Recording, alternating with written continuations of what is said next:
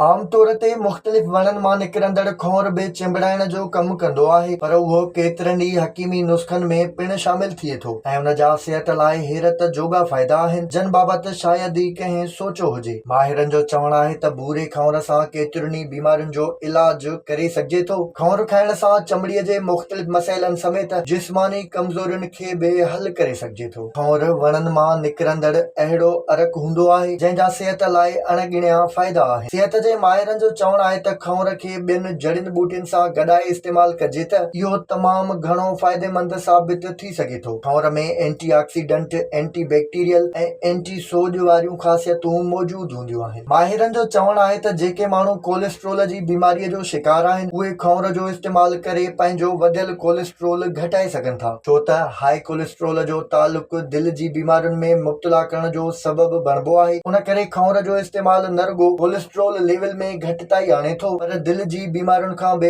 बचाए सघे थो। खौर जो इस्तेमालु फालिज ऐं दिलि जे दौरे जहिड़ियुनि ख़तरनाक बीमारियुनि खां बि महफ़ूज़ रखंदो आहे। जीअं जीअं उमिरि में वाधि थींदी आहे त चेहरे समेत जिस्म जी चमड़ीअ ते घुंज पवण लॻंदा आहिनि, जिन जे लाइ खौर जादुई असरनि वारो नुस्ख़ो साबित थी सघे थो। चेहरे ते खौर जो इस्तेमालु करण सां घुंज, दाग ऐं मोहीड़ा वग़ैरह ख़तम थी वेंदा आहिनि ऐं चेहरो कुदरती तौर ते पुरकशिश ऐं ख़ूबसूरत नज़र ईंदो आहे। खौर जो इस्तेमालु उन्हनि माण्हुनि लाइ तमामु घणो फ़ाइदेमंद हूंदो आहे जेके जिस्मानी तौर मुख़्तलिफ़ कमज़ोरियुनि जो शिकार हूंदा आहिनि। जिस्म में मुख़्तलिफ़ बीमारियुनि खां पोइ थींदड़ कमज़ोरियुनि खां बचण लाइ बि खौर जो इस्तेमालु तमामु काराइतो साबित थींदो आहे। पुराणा माहिर ऐं हकीम त खौर जा केतिरा ई फ़ाइदा ॿुधाईंदा आहिनि, पर अॼुकल्ह सिहत जा माहिर शुगर जे मर्ज़ में मुब्तला मरीज़नि खे खौर खाइण लाइ ज़ोर भरींदा आहिनि, छो त हुन जो इस्तेमालु शुगर जे मरीज़नि लाइ इंतिहाई फ़ाइदेमंद आहे। खौर जो कमु रत में शुगर लेवल खे वधाइण खां रोकींदो आहे ऐं शुगर लेवल खे कंट्रोल में रखे थो।